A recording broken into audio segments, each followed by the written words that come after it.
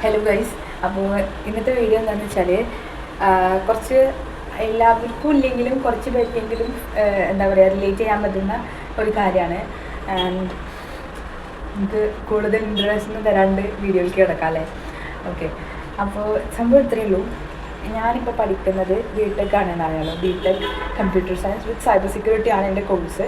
And അതിന് വരുന്ന course fee എന്ന് പറയുന്നത് ഞാൻ പഠിക്കുന്ന കോളേജിൽ ആക്ച്വലി എനിക്ക് തോന്നുന്നു 3,90,000 സംതിങ് എന്തോ ആണെന്ന് തോന്നുന്നു. ആൻഡ് എനിക്കിപ്പോൾ ആ ഫീലില്ല. ഞാൻ എന്താണ് ഗവൺമെൻറ് സീറ്റിലാണ് പഠിക്കുന്നത്, അതായത് അലോട്ട്മെൻറ്റ് വഴി കയറി ഞാൻ. സോ എനിക്ക് ആ ഒരു ഫീസ് ഇല്ല.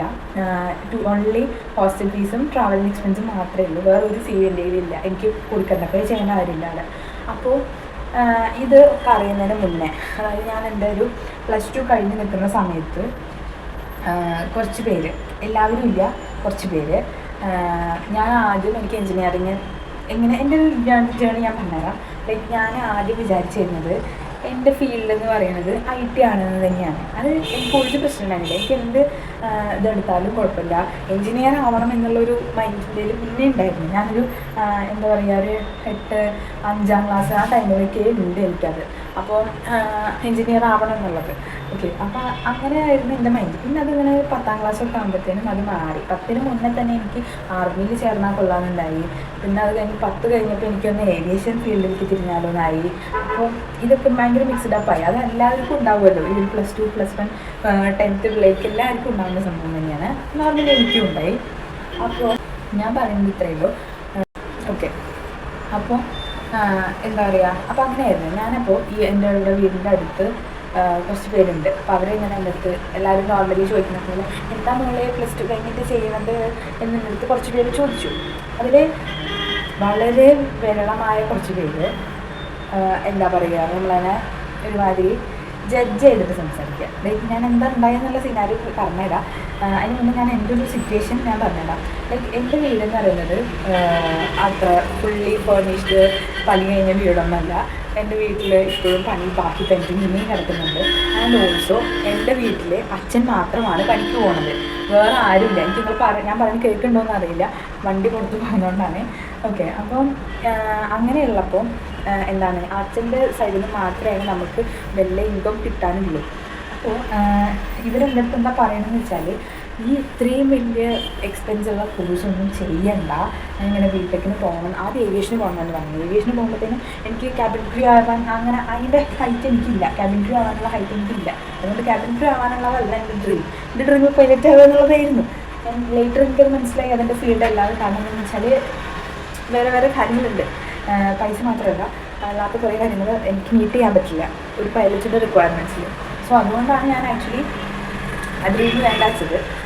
എന്നിട്ട് ഇവരുടെ അടുത്ത് അങ്ങനെ ഫസ്റ്റ് ഞാൻ പറഞ്ഞത് എനിക്ക് ഏവിയേഷന് പോകണം, ഇങ്ങനെ പൈലറ്റ് ആവണം എന്നൊക്കെയാണ് ആഗ്രഹം എന്ന് പറഞ്ഞപ്പോഴത്തേനും ഇയാളെടുത്ത് കയറിയിട്ട് അങ്ങനെ എന്താ പറയുക, അയ്യോ പൈലറ്റ് ആവാനോ, എനിക്ക് എത്ര കാശാവും, അച്ഛനെ കൊണ്ടൊക്കെ അത് പറ്റുമോ, താങ്ങാൻ പറ്റുമോ, ഇനിയിപ്പോൾ എന്തെങ്കിലും ലോൺ എടുക്കാമെന്ന് വെച്ചാൽ തന്നെ നമുക്ക് ഒരു ലിമിറ്റ് വരെയാണ് കൊളാറ്ററൽ വയ്ക്കാണ്ട് നമുക്ക് ലോൺ എടുക്കാൻ പറ്റുള്ളൂ. അപ്പോൾ കൊളാറ്ററൽ വെക്കേണ്ടി വരും എന്തായാലും ഒരു പൈലറ്റ് ട്രെയിനിങ്ങിന് പോകുമ്പോൾ. സോ കൊളാറ്ററൽ വെക്കാമെന്ന് വെച്ചാൽ നമുക്ക് ആകെ ഒരു 10 സെൻറ്റ് സ്ഥലമേ അതിലൊരു വീടും. അതെന്ന് വെച്ചാൽ മുഴുവൻ പണി കഴിഞ്ഞിട്ടില്ല, ബാങ്കിൻ്റെ കുറച്ച് ലോണും കാര്യങ്ങളും വേറെയുണ്ട്. അപ്പോൾ നമുക്ക് എന്തായാലും ലോൺ കിട്ടാനുള്ള പോസിബിലിറ്റി കൊളാറ്ററൽ വെച്ചിട്ട് കുറവാണ്. സോ ഞാൻ അയാൾ അങ്ങനെ വന്നപ്പോൾ അങ്ങനെ കിട്ടില്ലല്ലോ, പിന്നെ നിങ്ങൾ എന്ത് ചെയ്യാനാണ് ഈ ഒരു പൈലറ്റ് അല്ലെങ്കിൽ ഏവിയേഷൻ ഫീൽഡൊക്കെ നീ ചൂസ് ചെയ്യുന്നത്, നീ എന്താണെന്ന് ആലോചിക്കാത്തത്, നിൻ്റെ വീട്ടിലെ സിറ്റുവേഷനും കൂടെ നീ ആലോചിക്കണ്ടേ, അങ്ങനെ എങ്ങനെയെന്ന് പറഞ്ഞു. അപ്പോഴും ഞാൻ എന്താ വിചാരിക്കുന്നത്, ഇയാളുടെ ചിലവിനല്ല ഞാൻ പോകണം, എന്തായാലും പോവുകയാണെങ്കിൽ തന്നെ ഞാൻ ഇനിയിപ്പോൾ എനിക്കങ്ങനെ പൈലറ്റ് ആവുന്നൊരു ഡ്രീം എപ്പോഴെങ്കിലും വരികയാണ്. എൻ്റെ ഹൈറ്റ് വെച്ചിട്ട് കുഴപ്പമില്ല, എനിക്ക് 5.1 സംതിങ് എന്തോ ഫീറ്റ് ഞാൻ ഹൈറ്റ് ഉണ്ട്, അത് ഓക്കെയാണ്. പക്ഷെ എൻ്റെ വെയിറ്റ് ആയിരുന്നു പ്രശ്നം. വെയിറ്റ് പിന്നെ കുറച്ച് മെഡിക്കൽ ഇഷ്യൂസ് ഉണ്ട്, അതുകൊണ്ടാണ് ആക്ച്വലി ചെയ്യാവുന്നത്. അപ്പോൾ അങ്ങനെ എന്തെങ്കിലും എനിക്ക് ഇനിയും ഭാവിയിൽ ആഗ്രഹം വരികയാണെന്ന് വെച്ചിട്ടുണ്ടെങ്കിൽ ഞാൻ എന്തായാലും ആകും. കാരണം എൻ്റെ കയ്യിൽ പൈസ ഉണ്ടാവുമല്ലോ, ഭാവിയിൽ ഞാൻ എന്തായാലും മോൺ ചെയ്തിട്ട് എൻ്റെ പൈസ കൊണ്ട് തന്നെ ഞാൻ വേണമെങ്കിൽ ആവും, അല്ലെങ്കിൽ എൻ്റെ അച്ഛൻ്റെ ഒക്കെ പൈസ വാങ്ങിയിട്ട് ഇങ്ങനെയെങ്കിലും ഞാൻ എനിക്ക് ആവണമെന്ന് തോന്നുന്ന മൊമെൻറ്റിൽ ഞാനായിരിക്കും.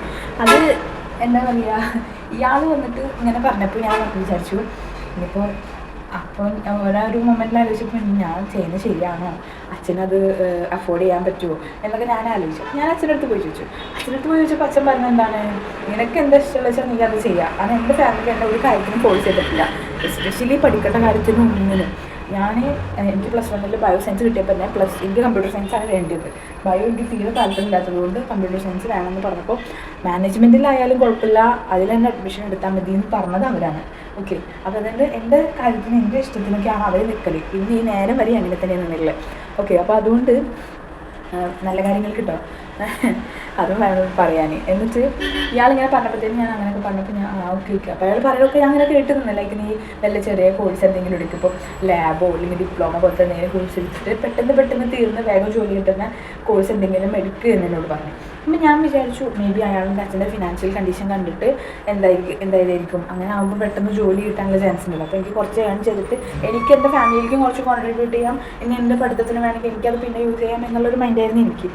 അയാൾ അത് കഴിഞ്ഞിട്ട് ഇങ്ങനെ പറഞ്ഞിട്ട് ചെയ്തത്. ഇതിൻ്റെ കൂടെ ഇപ്പോൾ ഞാൻ ഈ പറഞ്ഞ സംഭവമില്ലേ എനിക്ക് കോൺട്രിബ്യൂട്ട് ചെയ്യാന്നുള്ളത്, ആ സാധനം കൂടെ അയാൾ ആഡപ്പ് ചെയ്യായിരുന്നുണ്ടെങ്കിൽ എനിക്ക് ഇത്ര പ്രശ്നമില്ലായിരുന്നു. ബാക്കി എനിക്കെന്നല്ല, ഇത് കേൾക്കുന്ന ആർക്കായാലും ഒരു എന്താ പറയുക, നമ്മളെ സൊസൈറ്റി അങ്ങനെ ആണല്ലോ കാണുന്നത്, നമ്മളെക്കൊണ്ട് അതൊന്നും കൂട്ടിയാൽ കൂടില്ല എന്നുള്ള രീതിയിലാണല്ലോ കാണുന്നതെന്ന് ആലോചിക്കുമ്പോൾ എല്ലാവർക്കും ഒബ്വിയസ്ലി ഒരു വിഷമം ഉണ്ടാവും. ആൻഡ് എനിക്ക് അതെന്തായാലും ഉണ്ടായി. ഞാൻ അമ്മടുത്തും ഒക്കെ പറഞ്ഞപ്പോൾ അമ്മയും അവർ കണ്ടില്ലേ ഇപ്പം ഇങ്ങനെയാണ് ജഡ്ജ് ചെയ്യുന്നത്, അപ്പോൾ ഇതാണെന്നൊക്കെ പറയുമ്പോഴേക്കും അമ്മയ്ക്കും അച്ഛനും ഒക്കെ സങ്കടമൊക്കെ ആയി. കാരണം അതത്രയും നമ്മളത്രയും അയാളിലേക്ക് അത് കേൾക്കില്ല എന്ന് വിചാരിച്ച ഒരാളിലേക്കാണ് അവർ കേട്ടത്, അതുകൊണ്ടാണ് അങ്ങനെ ആയത്. ഓക്കെ, അപ്പോൾ അങ്ങനെ എന്നിട്ട് പിന്നെ അയാൾ തന്നെ കുറേ കാലങ്ങൾക്ക് ശേഷം പറഞ്ഞാൽ അയാളെ കണ്ടാൽ ഞാൻ മാറി നടക്കലൊക്കെ ആയിരുന്നു. കാരണം ഇത് പറഞ്ഞു കഴിയുമ്പോൾ എനിക്ക് നെഗറ്റീവ് എനർജി കയറുക. അപ്പോൾ അതുകൊണ്ട് ഞാൻ എന്ത് ചെയ്ത്, അയാൾ കാണുന്ന ടൈം അങ്ങനെ എന്തെങ്കിലും ഉണ്ടെങ്കിൽ വരുന്ന ടൈമൊക്കെ ഉണ്ടെങ്കിൽ ഞാൻ അവിടെ നിന്ന് മാറി നടക്കും. അതായിരുന്നു ഞാൻ ചെയ്തിരുന്നത്.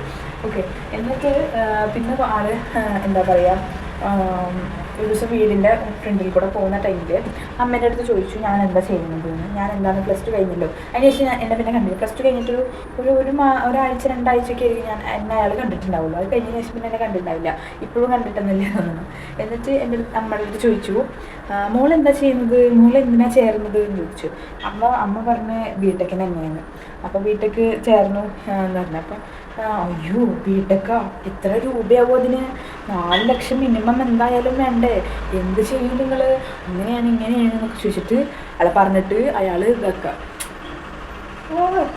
അതുകൊണ്ട് കേട്ടപ്പോണ്ടല്ലോ അയാൾ വന്ന് പിടിച്ച് പൊട്ടിക്കാനുള്ള ദേഷ്യമുണ്ടായിരുന്നു. കാരണം നമുക്ക് അത് അഫോർഡ് ചെയ്യാൻ പറ്റില്ല എന്നുള്ളൊരു ഇതിലാക്കിയിട്ട് വർത്തമാനം പറയേണ്ട കാര്യം അയാൾക്കില്ല. ഫിനാൻഷ്യലി നമ്മളത്ര ഓക്കെ അല്ല, അതൊക്കെ ഓക്കെ ശരിയാണ്. പക്ഷേ നമ്മൾ ഇതൊരിക്കലും നിങ്ങൾക്ക് എന്ത് തോന്നുന്നത്, അയാൾ നമ്മളെ ഒരുമാതിരി ജഡ്ജ് ചെയ്യുന്ന ടൈപ്പ് സംഭവം ചെയ്ത പോലെയാണ് എനിക്ക് ഫീൽ ചെയ്തത് പേഴ്സണലി. നിങ്ങൾക്ക് എന്താ ഫീൽ ചെയ്തെന്നുള്ളത് നിങ്ങൾ കമൻറ്റിൽ പറയാം കേട്ടോ. ഓക്കെ, അപ്പോൾ അങ്ങനെ പറഞ്ഞു. അപ്പോൾ അയാൾ പറഞ്ഞു അങ്ങനെ. അപ്പോൾ അവളടുത്ത് ഞാൻ അന്ന് കണ്ടപ്പോഴേ പറഞ്ഞതാണ് എന്താണ് അതിൽ ഡിപ്ലോമയോ ലാബോ പോളിടെക്നിക് അങ്ങനെ എന്തെങ്കിലുമൊക്കെ ചെയ്യുന്നതായിരിക്കും ബെറ്റർ. പിന്നെ അതൊന്നും അഫോർഡ് ചെയ്യാൻ പറ്റില്ലല്ലോ, ഒരാളല്ലേ പണിക്ക് പോകുന്നുള്ളൂ, ആ ആളുകൊണ്ട് തന്നെ വേണ്ടേ വീട്ടിലെ ചിലവും.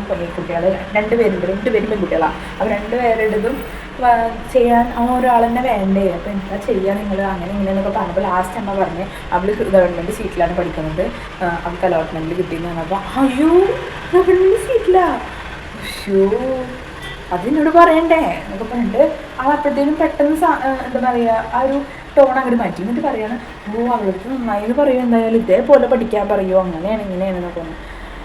ഞാൻ ഇങ്ങനെ പഠിക്കുന്ന ആളാണെന്നും എന്താണ് എൻ്റെ പഠിത്തത്തിൻ്റെ നിലവാരം എന്നുള്ളതൊക്കെ ഒരുവിധം ആ നാട്ടുകാർക്കൊക്കെ അറിയാം. നാട്ടുകാർക്കൊക്കെ അറിയാമെന്ന് പറഞ്ഞാൽ എന്ത് പരിപാടി ഉണ്ടെങ്കിലും അതിൽ എന്തെങ്കിലുമൊക്കെ ഞാൻ എന്നെ പൊക്കി പറയുന്നതല്ല, എല്ലാം എന്താ പറയുക, ഇപ്പോൾ ഈ വല്ല സ്കോളർഷിപ്പ് എക്സാമുകളോ അതൊക്കെ ഒരുവിധമൊക്കെ ഞാൻ ക്ലിയർ ചെയ്തിട്ടുണ്ട്. ഞാൻ അങ്ങനെ അറ്റൻഡ് ചെയ്യാത്ത എക്സാം മാത്രമാണ് ഞാൻ പാസ് പോലും ആവാത്തതേ ഉള്ളൂ. ബാക്കിയുള്ളതെല്ലാം സ്കോളർഷിപ്പ് എക്സാമുകളൊക്കെയാണെന്ന് വെച്ചാൽ പാസ്സായിട്ടുമുണ്ട്, ചിലതൊക്കെ എനിക്ക് കിട്ടിയിട്ടുമുണ്ട്, അതിനൊക്കെ ഇവരൊക്കെ അനുമോദിച്ചിട്ടുമുണ്ട്, അത് വേറെ കാര്യം. ഓക്കെ, അപ്പോൾ അതുകൊണ്ട് നാട്ടുകാർക്ക് ഒരു പിക്ചർ ഉണ്ട് ഈ കുട്ടിക്ക് എന്ത് കിട്ടില്ല എന്നുള്ളത്. ഓക്കെ, അപ്പോൾ ആ ഒരു സംഭവം എനിക്കും അറിയാം എന്തൊക്കെ എനിക്ക് എന്നെ കൊണ്ട് പറ്റില്ല എന്നുള്ളത്, എൻ്റെ വീട്ടുകാർക്കും അറിയാം. ഓക്കെ, അപ്പം ഇയാളെ മകനൊക്കെയാണെങ്കിൽ ചിലപ്പോൾ ഈ ഇനീഷ്യേറ്റീവ് എടുത്തിട്ട് ഇവരെല്ലാം സമ്മാനം തരാനോ ഇതിനൊക്കെ വന്നിട്ടുണ്ടാവുക. എന്നിട്ട് അയാൾ ഇമാതിരി ഡയലോഗ് പെട്ടെന്ന് എടുത്തോണം വെച്ചിട്ട് അവരുടെ അടുത്ത് നന്നായി എന്ന് പറയുമോ, എന്നാലും പൈസ വേണ്ടായിരുന്നു. പിന്നെ ഞാൻ അപ്പോൾ എവിടെ കോളേജ് ചോദിച്ചപ്പോൾ അമ്മ പറഞ്ഞു തൊടുപുഴയായിരുന്നു. അപ്പോൾ തൊടുപുഴയാണെന്ന് പറഞ്ഞപ്പോഴത്തേനും അയ്യോ എന്നാലും പൈസ വേണ്ടായിരുന്നു. പോയി വരാൻ പൈസ വേണ്ടേ, ഹോസ്റ്റലിൽ മാറാൻ പൈസ വേണ്ടേ, ഹോസ്റ്റലിലേക്ക് സാധനങ്ങൾ വാങ്ങാൻ പൈസ വേണ്ടേ. അയ്യോ അയാൾ ഒരുമാതിരി ജഡ്ജ്മെൻറ്റോ. എനിക്കിങ്ങനെ ഞാനത് നേരിട്ട് കേട്ടിട്ടില്ല, അമ്മയുടെ അടുത്ത് പറയുകയും ചെയ്തില്ല. ഞാനത് നേരിട്ട് കേട്ടിട്ടുണ്ടെങ്കിൽ അയാൾ നല്ല മറുപടി ഞാൻ അപ്പോൾ കൊടുത്തേനെ. ഇയാൾ തരും നമുക്ക് ചിലവ് ഇല്ലല്ലോ. ഇയാളിങ്ങനെ അവിടുന്ന് വിവരിക്കുന്നത് കണ്ടാൽ തോന്നും അയാൾ നമുക്ക് ചിലവ് തരുന്ന പോലെയാണ്. അപ്പോൾ എനിക്ക് ഇത്ര ഇത് ഈ ഒരു സിറ്റുവേഷൻ ഞാൻ ഇതിൽ പറയാൻ കാരണം ഇതേപോലെ കുറേ പിള്ളേരുണ്ടാവും. ഇപ്പോൾ ലൈക്ക് അച്ഛനോ അല്ലെങ്കിൽ അമ്മയോ ആരെങ്കിലും ഒരാൾ ജോലിക്ക് പോയിട്ട് അല്ലെങ്കിൽ അവരെ കൊണ്ടൊന്നും അഫോർഡ് ചെയ്യാൻ പറ്റാത്ത രീതിയിലുള്ള കോഴ്സ് ഗവൺമെൻറ്റിൻ്റെ എന്തെങ്കിലും എക്സാംസ് ത്രൂ ഒക്കെ എഴുതിയിട്ടെടുക്കുന്നവർ അങ്ങനെയുള്ളവരൊക്കെ ഉണ്ടാവും. അപ്പോൾ അവരെയൊക്കെ നിങ്ങൾക്ക് മോട്ടിവേറ്റ് ചെയ്ത് കൊണ്ടുവരാൻ പറ്റിയില്ലെങ്കിലും നിങ്ങൾ എന്ത് ചെയ്യുക, തളർത്താതിരിക്കാൻ ഉദ്ദേശിച്ചത് ഫിനാൻഷ്യലി അവർ ചിലപ്പോൾ എല്ലാം കൊണ്ടും ഓക്കെ ആയിക്കൊള്ളണമെന്നില്ല.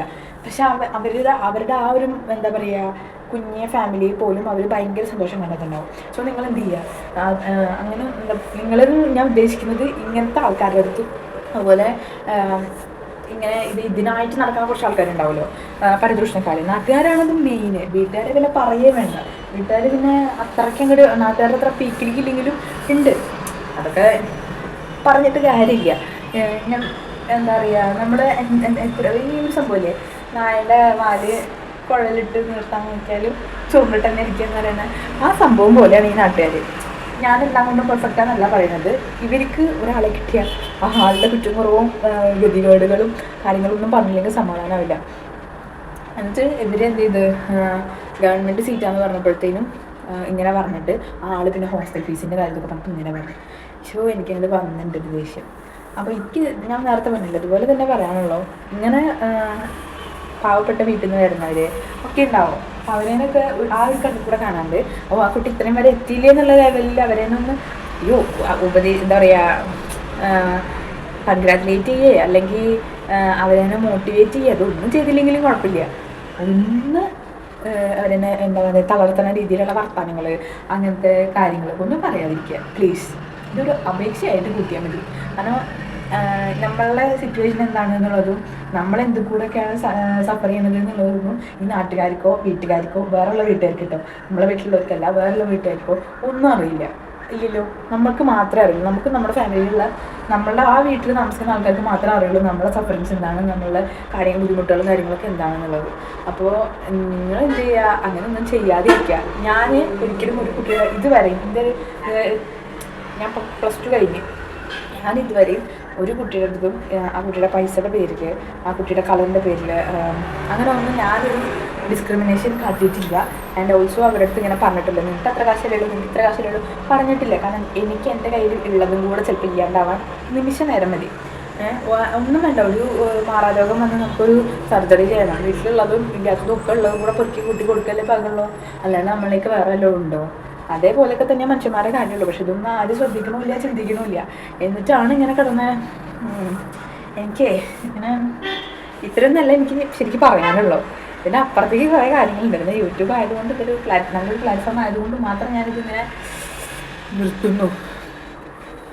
പിന്നെ എന്താ, ഇനി എന്തെങ്കിലും കാര്യങ്ങളുണ്ടെങ്കിൽ ഡൗട്ട്സോ കരിയർ റിലേറ്റഡ് എന്തെങ്കിലും ഡൗട്ട്സ് ഉണ്ടെങ്കിൽ എന്തെങ്കിലും ചോദിച്ചാൽ എനിക്കറിയുന്നതാണെന്ന് വെച്ചാൽ ഞാൻ പറഞ്ഞുതരാം. ഓൾമോസ്റ്റ് കുറേ പേരുടെയൊക്കെ കോളേജുകൾ സ്റ്റാർട്ട് ചെയ്തെന്ന് പറഞ്ഞു. എൻ്റെ ഫ്രണ്ട്സിൻ്റെ ഒക്കെ സ്റ്റാർട്ട് ചെയ്തിരിക്കുന്നത് 2-3 പേരൊക്കെ അവിടെ പോയി ജോയിൻ ചെയ്ത് ഹോസ്റ്റലിൽ നിൽക്കുന്നവരൊക്കെ ഹോസ്റ്റലിൽ നിൽക്കാൻ തുടങ്ങിയതിന്. ഞാനും എൻ്റേത് 10-ാം തീയതി പറഞ്ഞിട്ടുണ്ടായിരുന്നത് 10-ാം തീയതി മാറ്റി സെപ്റ്റംബർ 1 അല്ലെങ്കിൽ ഓഗസ്റ്റ് 31 എന്നാണ് പറഞ്ഞിരിക്കുന്നത്. നോക്കാം. ഞാൻ എന്തായാലും അതിൻ്റെയൊക്കെ വീഡിയോ അപ്ലോഡ് ചെയ്യാൻ നോക്കുന്നുണ്ട്. പിന്നെ ഒരു വീഡിയോ പെൻഡിങ്ങിൽ നിൽക്കുന്നുണ്ട്. ഞാനത് മാക്സിമം വിടാൻ നോക്കാം. ഓക്കെ അത്രയേ ഉള്ളൂ. Bye bye. Thanks for watching. Video ഇഷ്ടപ്പെട്ടാൽ ലൈക്ക് ചെയ്യണം, ഷെയർ ചെയ്യണം, കമൻറ്റ് ചെയ്യണം, പിന്നെ എന്ത് ചെയ്യണം, സബ്സ്ക്രൈബ് ചെയ്യണം എൻ്റെ ചാനൽ. ബെൽ ബട്ടൺ അടിക്കണം കേട്ടോ, എന്നാലേ ഞാൻ ഇടുന്ന വീഡിയോസിൻ്റെ നോട്ടിഫിക്കേഷൻസ് നിങ്ങൾക്ക് കിട്ടുള്ളൂ. Okay bye bye.